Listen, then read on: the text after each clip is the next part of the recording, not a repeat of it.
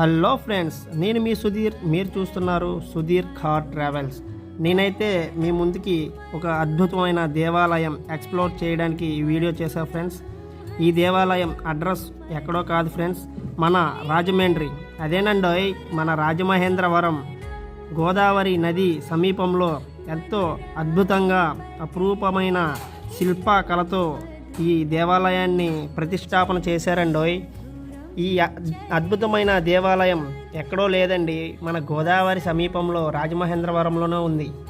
మన హిందూ సాంప్రదాయంలో అనేకమైన దేవుళ్ళు దేవతలు ఉన్నారు. మనం ప్రతి ఒక్క దేవుణ్ణి దేవతని చూడాలంటే మనం మరి ఎక్కడికో వెళ్ళవసరం లేదండి.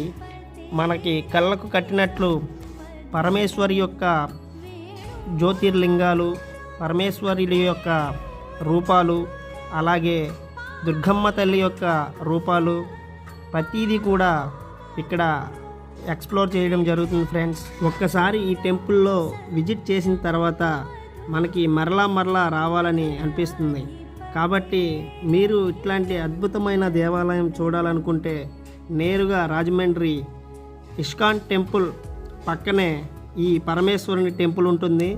ఈ పరమేశ్వరుని టెంపుల్లో చాలా చక్కగా శిల్పకళా నైపుణ్యం చాటి చూపించారు శిల్పులు. అత్యంత సుందరమైన మరియు అత్యంత అరుదైన విగ్రహాలు మరి ఈ టెంపుల్లో ప్రతిష్ఠించడం జరిగింది. మనకి ఎంతమంది దేవుడు రూపాలు ఉన్నాయో ప్రతి ఒక్క అవతారం, విష్ణు అవతారం, రామావతారం, కృష్ణ అవతారం మరియు అలాగే దుర్గమ్మ తల్లి ఎన్ని అవతారాలు అయితే ఎత్తారో ఆ ప్రతి ఒక్క అవతారం కూడా కళ్ళకు కట్టినట్లు ఈ టెంపుల్లో చూపించడం జరిగింది. మీరైతే తప్పకుండా విజిట్ చేయండి ఫ్రెండ్స్. మన సాంప్రదాయం ప్రకారం, హిందూ సనాతన ధర్మం ప్రకారం మనం మన దేవాలయాల్ని కాపాడుకుంటూ రావాలి. ఎంతో అద్భుతమైన ఈ దేవాలయం మనకి అందుబాటులో రాజమండ్రిలో మరియు గోదావరి నదీ తీరంలో పుణ్యస్థానం చేయడానికి అనుగుణంగా ఈ దేవాలయాన్ని బాగా చాలా చక్కగా ప్రతిష్ఠించడం జరిగింది.